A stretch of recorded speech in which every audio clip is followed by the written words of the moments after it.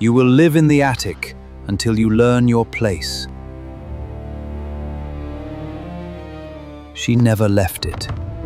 The attic door had not been opened in 17 years. I knew this because the servants whispered about it when they thought no one was listening.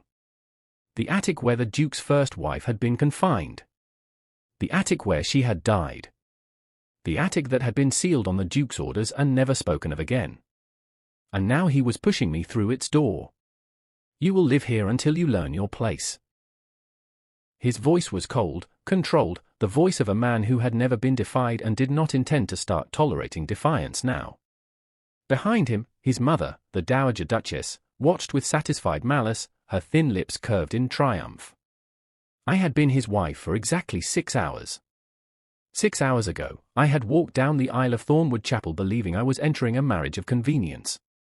A practical arrangement between families, nothing more. He needed my dowry. My father needed his political connections.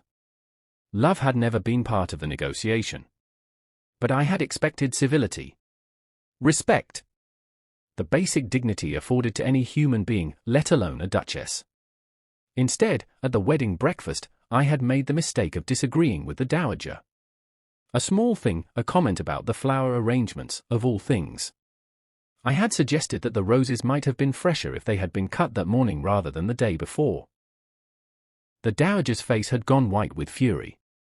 And the Duke, my husband of 3 hours, had risen from his chair and announced that his new wife needed to learn her place. The servants had been dismissed. I had been marched through the house, upstairs, and more stairs, through corridors that grew darker and dustier with each turn. And now I stood at the threshold of a room that smelled of decay and forgotten grief, surrounded by trunks that I suspected contained the belongings of the woman who had died here. How long? My voice did not tremble. I refuse to let it tremble.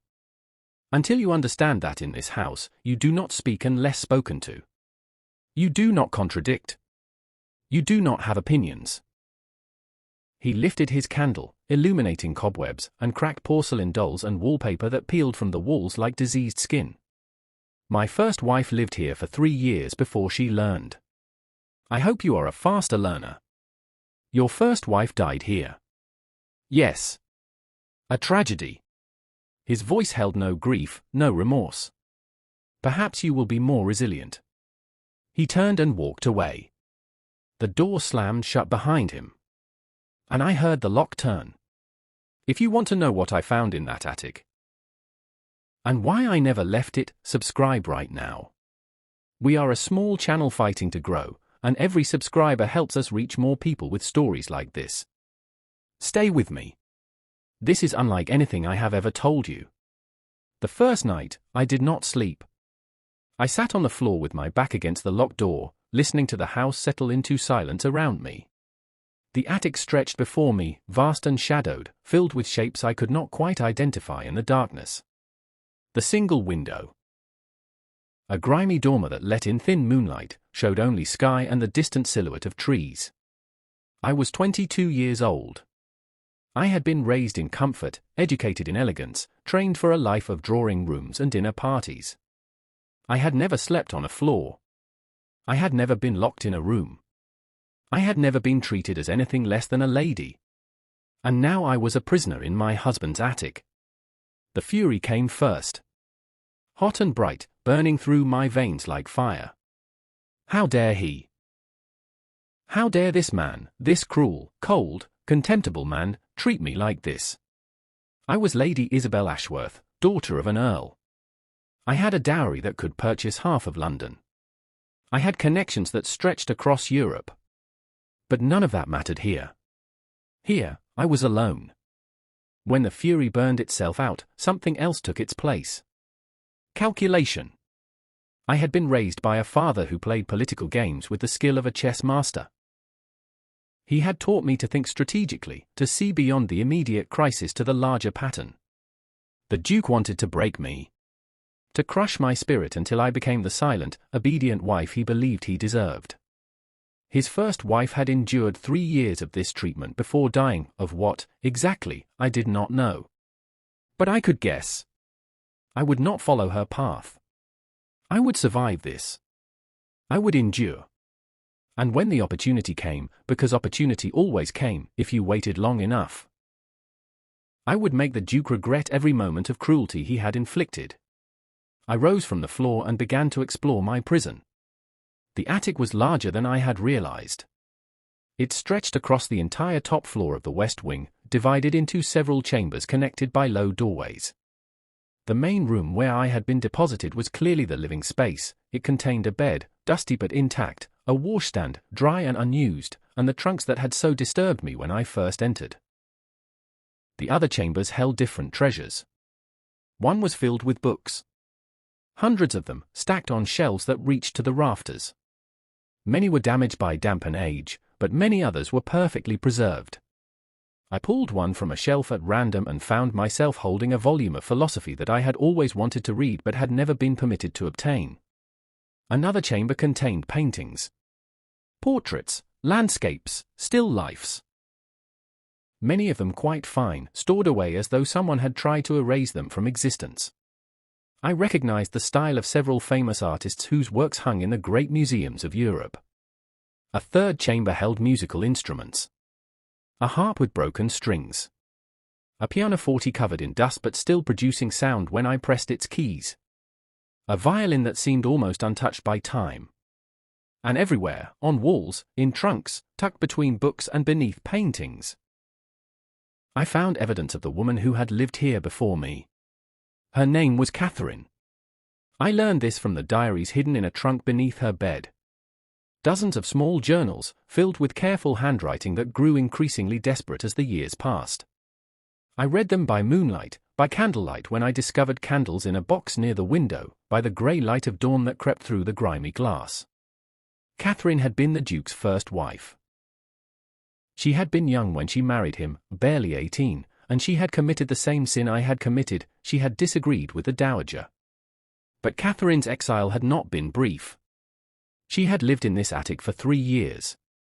3 years of isolation, of slowly declining health, of begging for release that never came. Her diaries documented everything: the cold, the hunger, the creeping madness that solitude breeds in even the strongest minds. She had died of pneumonia, alone, in the bed where I now slept. And her husband had not attended her funeral. This is what he intended for me. If that thought chills you the way it chilled me, hit that like button and share this story. Every share helps us reach someone who needs to hear it. And please subscribe, we cannot grow without you. The servants brought food once a day. It was left on a tray outside the door, pushed through a slot that had been cut in the wood for exactly this purpose. The food was adequate but joyless: bread, cheese, occasionally meat, water that was often stale. I suspected it was the same food given to the lowest servants, deliberately chosen to remind me of my reduced status. I ate every bite. Catherine's diaries had taught me that she had tried to resist through hunger strikes, through refusal to cooperate, through dramatic gestures of defiance. None of it had worked. She had only weakened herself, making it easier for the isolation to destroy her. I would not make her mistakes. Instead, I ate. I exercised, walking circuits of the attic until I knew every floorboard, every loose nail, every crack in the walls. I read Catherine's books, educated myself in subjects that had been forbidden to me as a proper young lady. Philosophy, science, mathematics, politics. I practiced the pianoforte until my fingers ached, then practiced more. I spoke aloud to myself, refusing to let silence become my only companion. And I planned. The Duke believed I was broken. The Dowager believed I was suffering. They expected me to beg, to plead, to offer whatever submission they demanded in exchange for freedom. But they had made a mistake. They had locked me in a room full of weapons. Not physical weapons, though I did find a letter opener that I kept hidden in my mattress. But intellectual weapons. Catherine's diaries contained detailed information about the Duke's finances, his political connections, his secrets. She had been observant, even in her despair, and she had written everything down. The Duke had been cheating his tenants for years. He had forged documents to claim land that did not belong to him. He had bribed officials to overlook violations of law. And most damning of all, he had been secretly corresponding with enemies of the crown, not quite treason, but close enough to destroy him if it became known. Catherine had gathered this evidence over 3 years. And then she had died before she could use it. I would not make that mistake either. 3 months into my imprisonment, I had my first visitor. The door opened without warning. I had grown accustomed to the sound of the key turning, the creak of hinges that protested after years of disuse, and a young woman stepped through. She was perhaps 16, dark-haired and nervous, wearing the plain dress of an upper servant. "My lady." She curtsied hastily. I am Margaret. The new chambermaid." "New? Hired last month, my lady."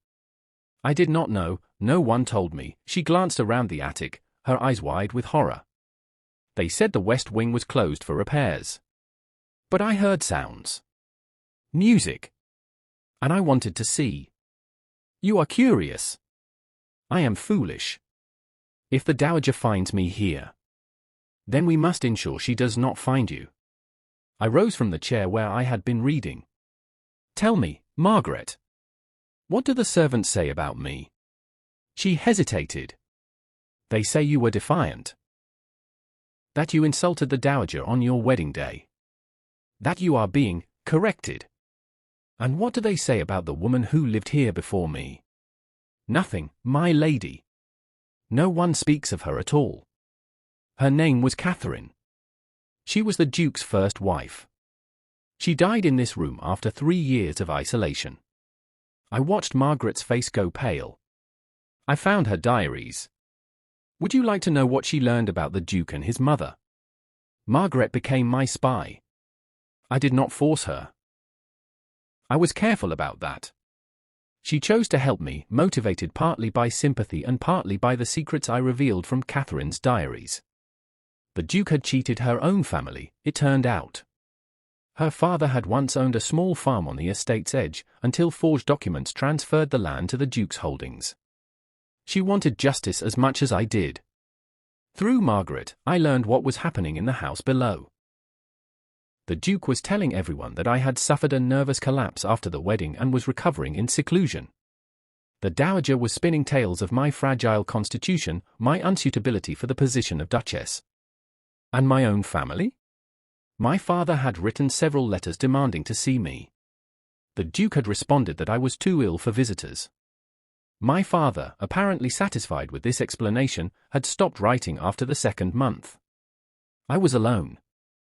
But I was not helpless. Margaret smuggled letters for me, carefully worded missives to allies my father had cultivated over the years. I could not reveal my true situation, not yet. But I could plant seeds of doubt. I could suggest that something was wrong at Thornwood Manor, that the Duke's character was not what it seemed, that scrutiny might be warranted. I also asked Margaret to bring me specific items from the house. Legal documents from the Duke's study. Correspondence from the dowager's writing desk. Financial records that confirmed what Catherine had written in her diaries. The evidence grew. And so did my resolve. 6 months into my imprisonment, I had enough to destroy the Duke completely. Enough to see him stripped of his title, his lands, his freedom.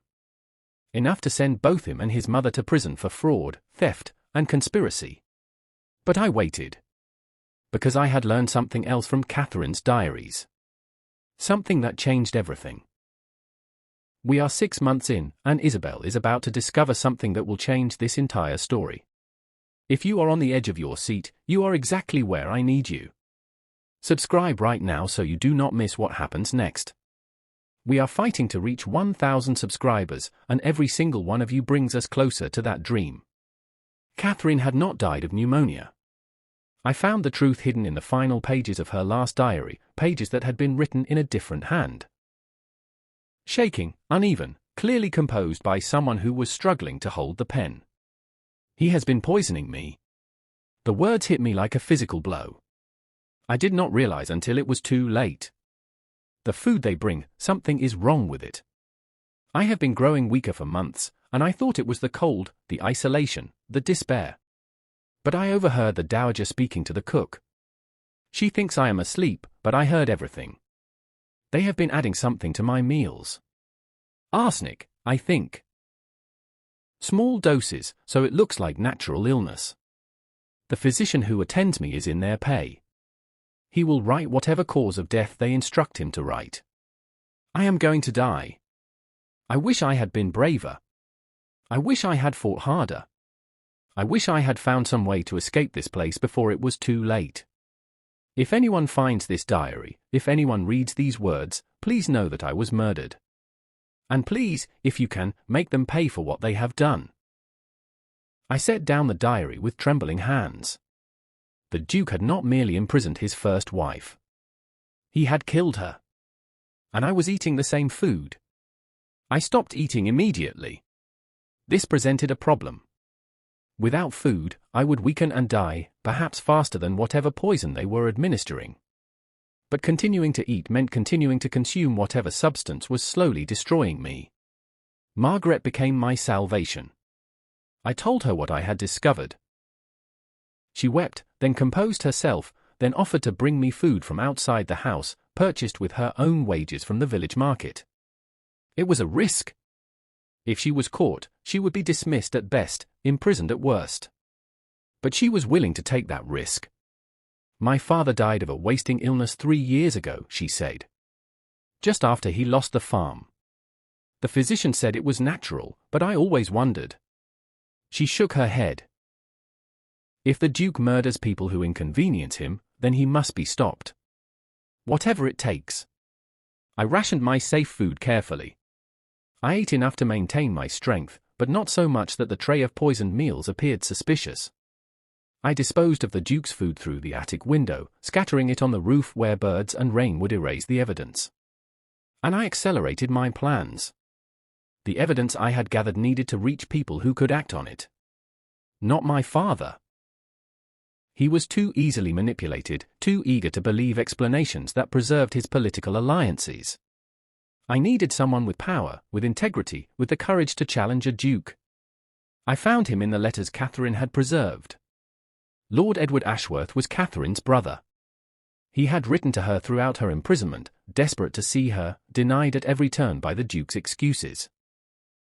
His letters revealed a man consumed by suspicion, convinced that something terrible had happened to his sister but unable to prove it.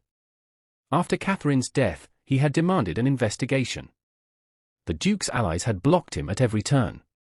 He had been painted as a grief-maddened brother, unable to accept his sister's natural death.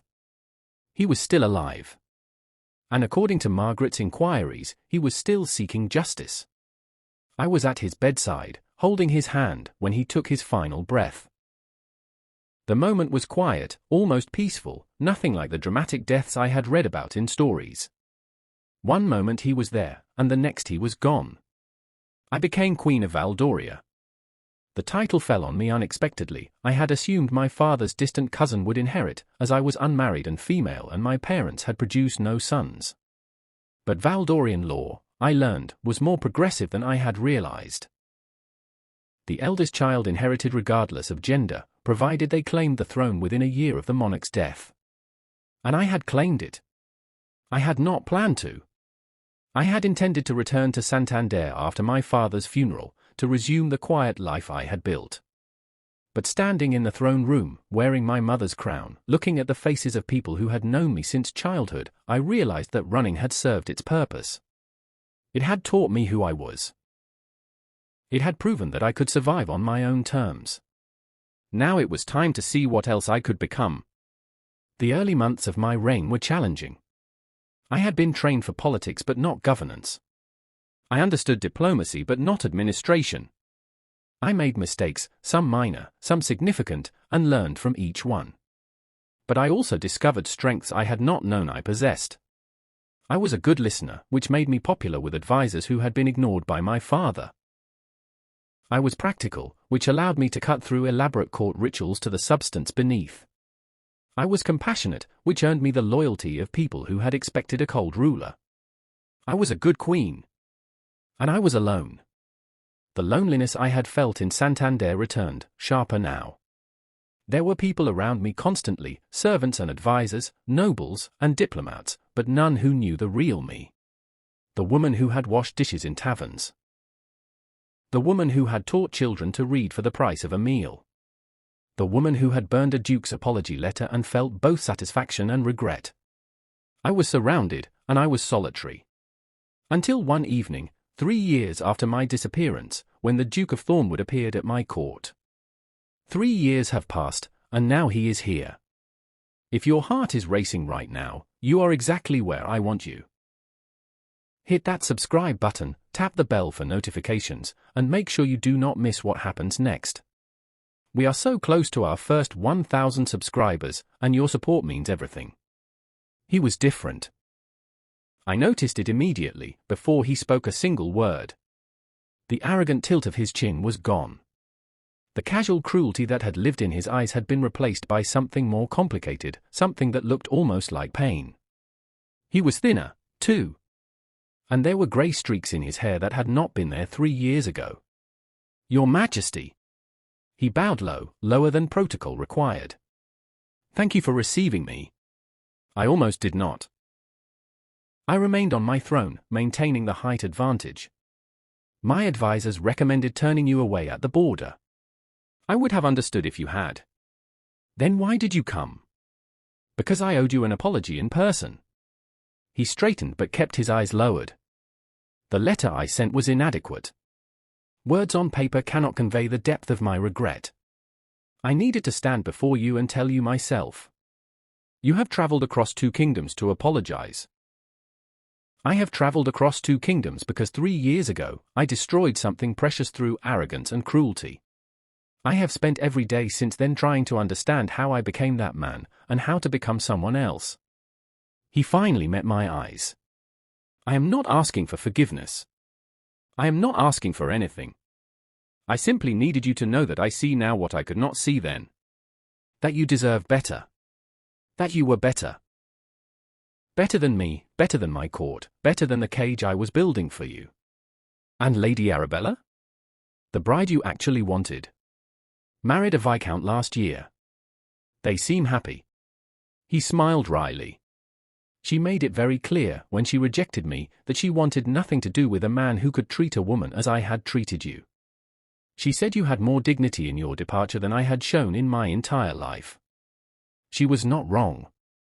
No. She was not. We regarded each other across the throne room, 2 people scarred by a shared history, trying to navigate an uncertain present. Why are you really here, Your Grace? Because I have spent 3 years improving myself. Learning to be kinder, more thoughtful, more worthy of the position I hold.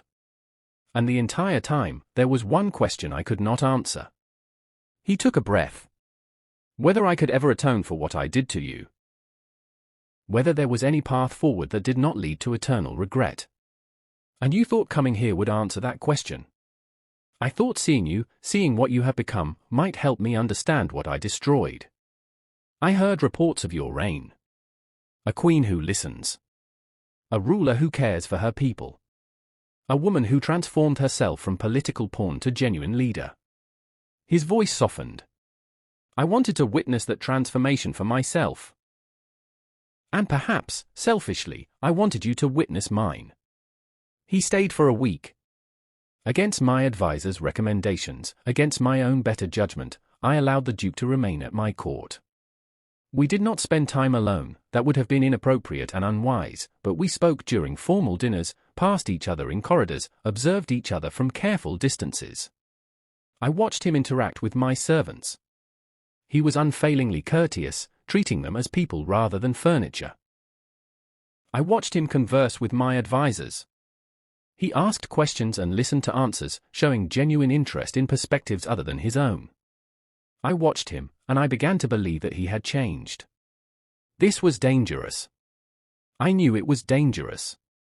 The man who had humiliated me, who had driven me to flee my own engagement, who had caused an international incident through his casual cruelty, that man could not simply transform through willpower and regret. People did not change so fundamentally. But I also knew something else. I had changed. The princess who had accepted an arranged marriage without protest, who had endured 6 months of humiliation rather than speaking up, who had defined herself entirely through her relationship to others, that princess no longer existed. In her place was a queen who had scrubbed pots and taught children and built a life from nothing. If I could change so completely, perhaps others could too. On his final evening, the Duke requested a private audience. We met in my study, a small room lined with books, warmed by a fire, intimate without being inappropriate. I sat behind my desk, he stood before it, his posture a mixture of formality and vulnerability. I am leaving tomorrow. I know. Before I go, I need to say something. Something that may offend you, that you have every right to reject and despise. He met my eyes. I have fallen in love with you. I went very still. Not with the princess you were. Not with the queen you have become. With you, the woman who left everything behind rather than accept mistreatment. The woman who built a new life from nothing. The woman who forgave her dying father and took a throne she never expected. His voice was rough. I know I have no right to these feelings. I know my past disqualifies me from any consideration. But I could not leave without telling you the truth.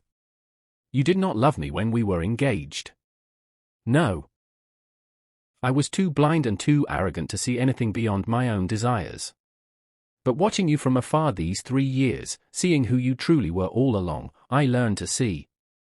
Too late, perhaps. Almost certainly too late. He bowed his head. I am not asking for anything. I simply could not carry this secret home with me. I rose from my desk and walked to the window, looking out at the mountains where I had played as a child. When you spoke those words, "You are not the bride I wanted," I felt something die inside me. Not love, because I had never loved you. But hope. The hope that my life might contain something other than duty and obligation. I turned to face him. You killed that hope. And then, in running away, I found it again. I found myself. I became someone I actually wanted to be. I know. And I am sorrier for that than for anything else, that you had to flee to find yourself, because I was too cruel to let you be yourself while you stayed. 3 years is a long time. Long enough for me to build a kingdom. Long enough for you to build a new character, if your transformation is genuine. I paused. How do I know you will not revert? How do I know the kind man I have observed this week is real? You cannot know. Not for certain. All I can offer is time. He stepped closer. Stay in contact with me. Exchange letters. Let me prove, slowly and steadily, that I am who I claim to be. If you ever doubt, end the correspondence. If you ever feel manipulated, send me away. But give me the chance to demonstrate my change. That is all I ask. We exchanged letters for 2 years. They began formal, diplomatic communications between neighboring rulers, careful and appropriate. But over time, they became personal. We wrote about our childhoods, our fears, our hopes. We debated philosophy and politics, shared jokes and frustrations, built the kind of relationship we should have had during our engagement. I came to know Alexander, not the Duke who had humiliated me, but the man he had become. Thoughtful. Kind. Genuinely interested in my thoughts and opinions. Willing to admit his mistakes and learn from them. I came to trust him. And eventually, I came to love him. Our wedding was nothing like the first engagement.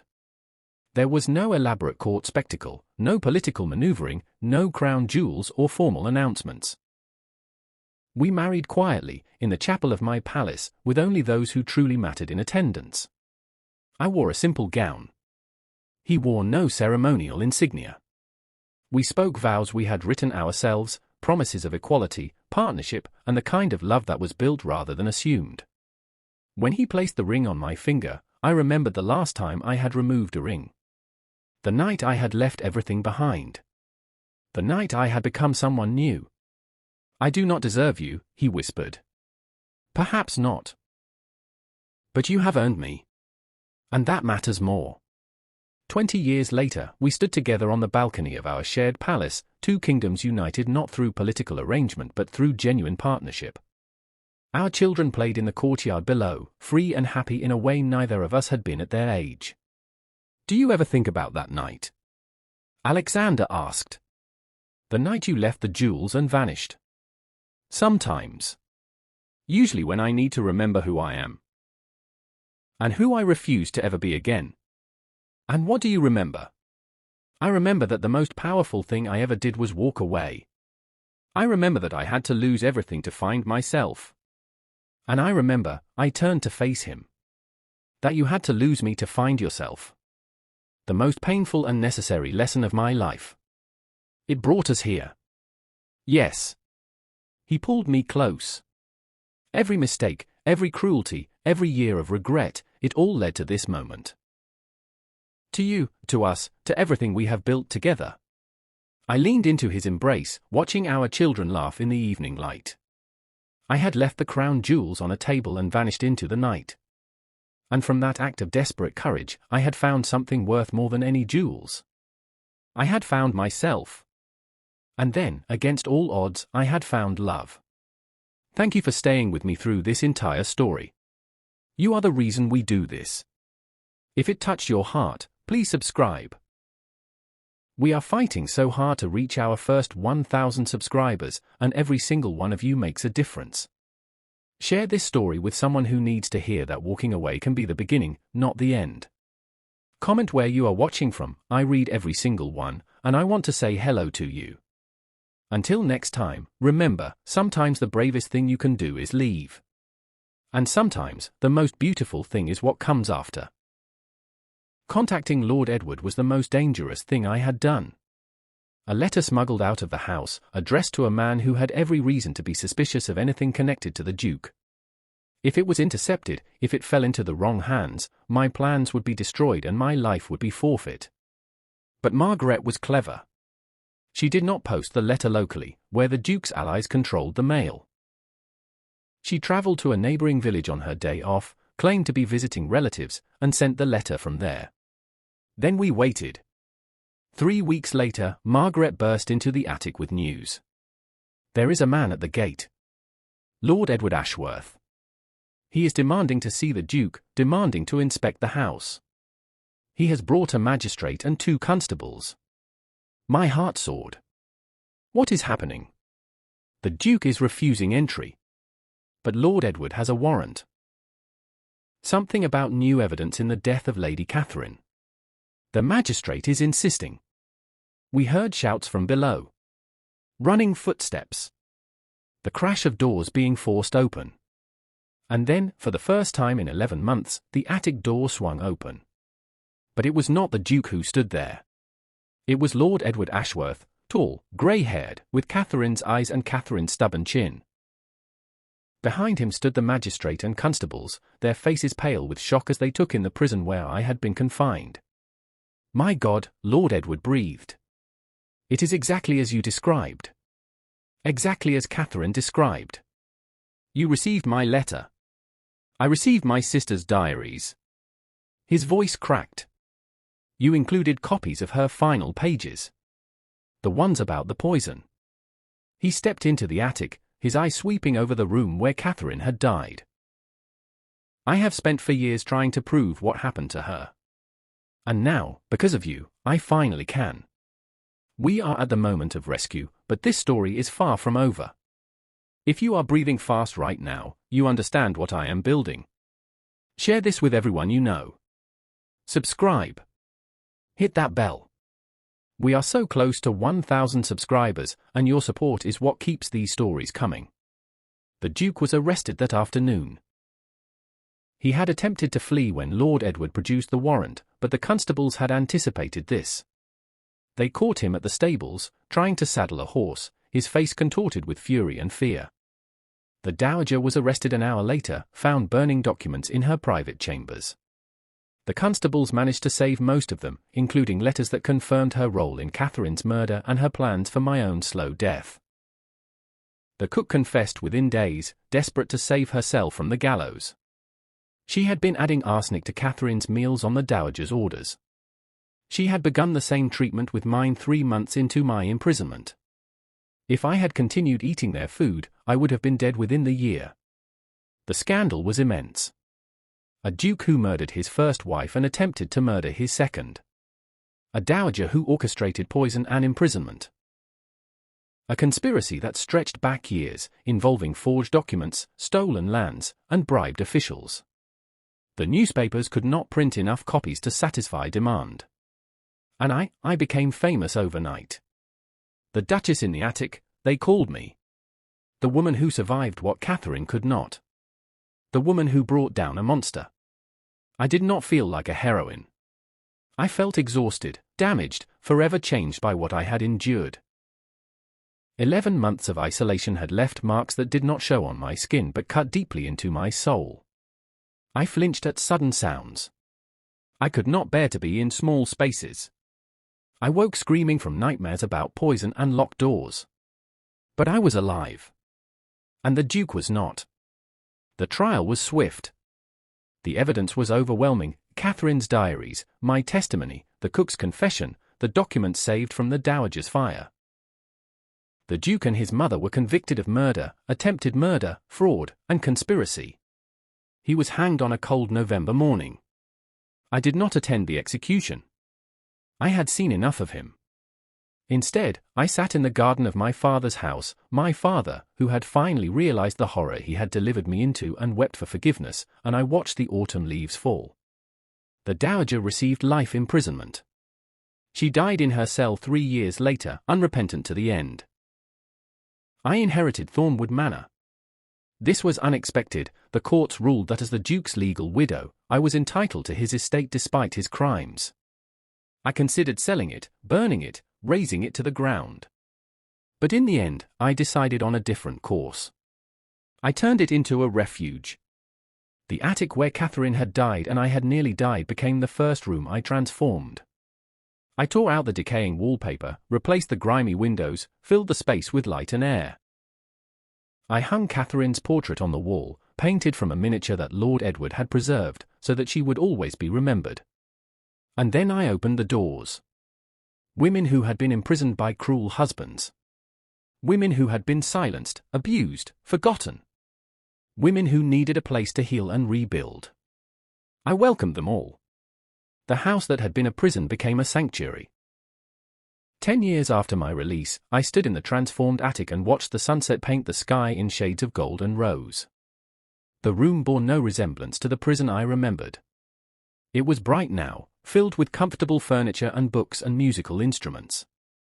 Women moved through it freely, some reading, some talking, some simply sitting in peace. I had never married again. The thought of giving another man power over me was unbearable, and I had no need of a husband's protection. The Duke's fortune had made me wealthy beyond imagining. My own determination had made me strong. But I was not alone. Margaret had stayed with me, rising from chambermaid to housekeeper to trusted companion. Lord Edward visited often, grateful that his sister's death had finally been avenged. My father, humbled by his failure to protect me, had become a quiet supporter of my work. And the women I helped, dozens of them over the years, had become a family of their own. "You should be proud," Margaret said, joining me at the window. "You have changed so many lives." I have tried to honor Catherine. She gathered the evidence but died before she could use it. I survived to use it for her. You survived because you were stronger. I survived because I had her example to learn from. Her mistakes to avoid. Her courage to inspire me. I touched the window glass, remembering the grimy dormer through which I had once watched the sky and dreamed of escape. She saved me, even though she was dead. The least I can do is save others in her name. The Duke thought he could break you. The Duke thought many things. Most of them were wrong.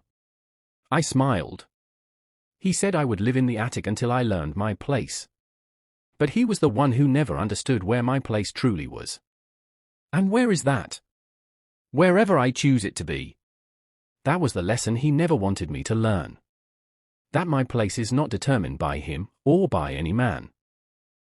It is determined by me. The sunset faded. The stars emerged. And I stood in the room that had been my prison, now transformed into proof that even the darkest places can become sources of light. He had told me I would never leave the attic. He was right, but not in the way he intended. I never left because I chose to stay. Because I transformed it. Because I made it mine. And that, in the end, was the greatest victory of all. Thank you for staying with me through this entire story. If it moved you, if it made you think, if it gave you hope, please subscribe. We are fighting so hard to reach our first 1,000 subscribers, and every single one of you matters more than you know. Share this with someone who needs to hear that survival is possible, that prisons can become sanctuaries, that the people who try to break us often end up making us stronger. Comment where you are watching from. I read every single one, and I want to say hello to you. Until next time, remember, your place is wherever you choose it to be.